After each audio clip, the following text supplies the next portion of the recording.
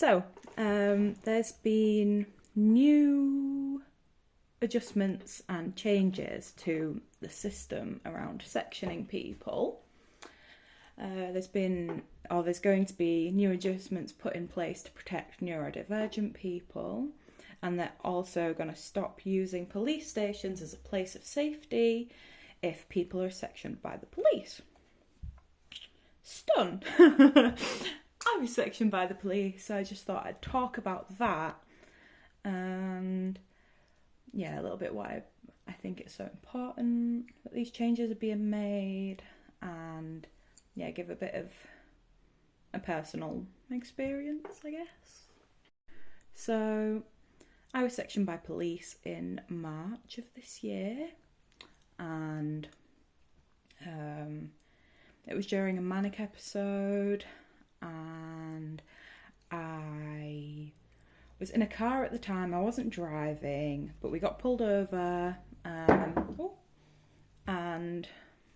the police asked me to leave the vehicle, and I didn't really have a good understanding of what was happening at the time because I was in psychosis with mania, and really experiencing quite intense delusions of grandeur, which is a symptom of bipolar and of mania. And in this instance, during that car ride, me and the person I was in the car with had a long argument,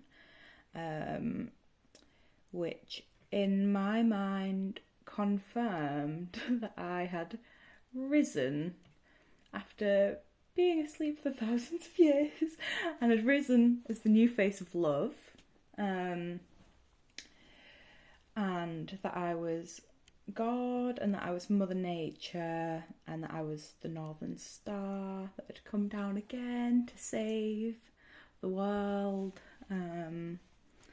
So when the police handcuffed me, I knew it was time to go and fight the man.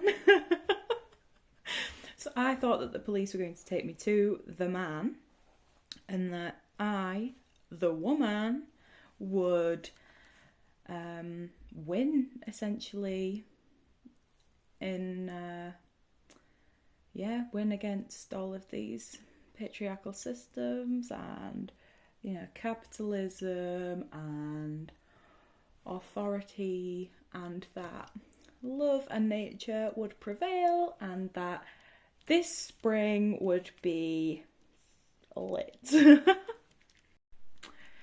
Little did I know that wasn't what was happening at all, but in my head, that was what was happening. So they didn't explain to me that I was being sectioned. They didn't say that I was getting arrested, but they didn't say that I was getting sectioned.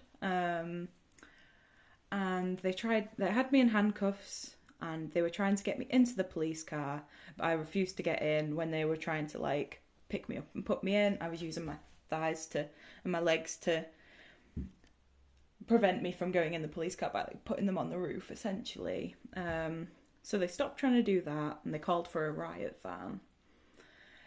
And I said to the policeman, if you're gonna get a bigger car for me, you might as well get a limo, because I deserve a limo.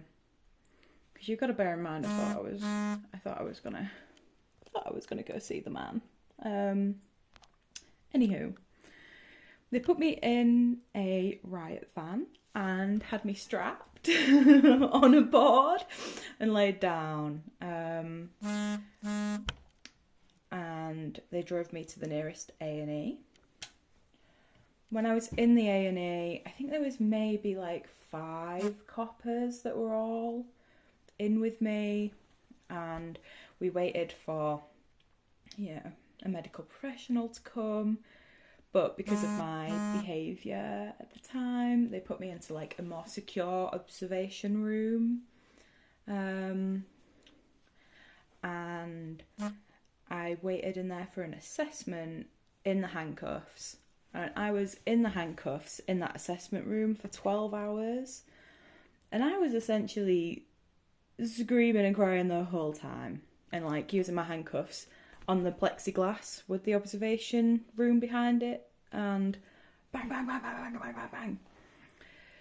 And kind of going like, tick tock, tick tock, tick tock, because again, I did think I was God. And I also thought that if I went tick tock with the handcuffs, that, you know, time would pass. Anywho, I also thought that the people in the observation booth were agents of the man, and every phone call that they got, I also thought that would be the man laying down orders to do what with me? I don't know, imprison me. And in a way, he kind of did, because I got sectioned. Anyway, so yeah, I was in there for 12 hours, and during that time, yeah, I just screamed and cried a lot, and I wanted my handcuffs off. Obviously, they were starting to get very, very painful and tight, and like they came and like loosened them a little bit a few times, but wouldn't take them off. Yeah, my like wrists were starting to go like blue and black underneath. And after 12 hours, some people came to assess me, and because I'd been screaming for so long, I had like no voice left, so I sounded like a demon.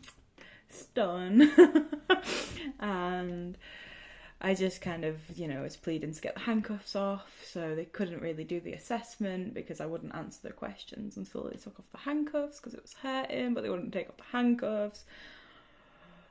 Whatever. So yeah, eventually some police came from my local area, and they accompanied me in an ambulance back to a mental health facility in my local area. I think if at any point in this process someone would have explained to me what the fuck was going on, it would have been quite different. Yeah, I think if the police would have explained at any point that, you know, I was going to see a doctor, or that they were worried about my mental health, or they wanted to take me somewhere safe, or literally anything like that. Anything that resembled the truth of the situation, that would have been very helpful. That would have been very helpful.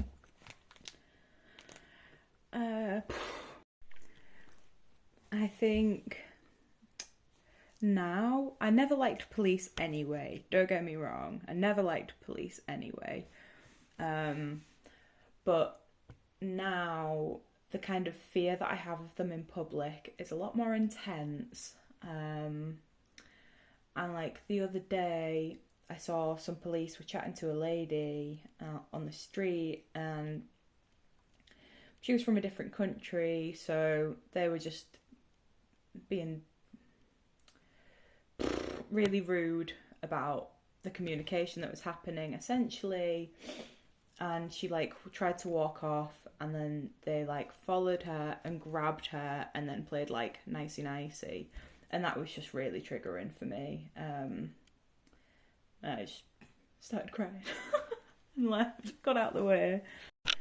So yeah, I do think it's great that these changes are being made, because even in my situation, you know, I wasn't taken to a police station, but that would have been horrifying. That would have been absolutely horrifying, because it still felt inherently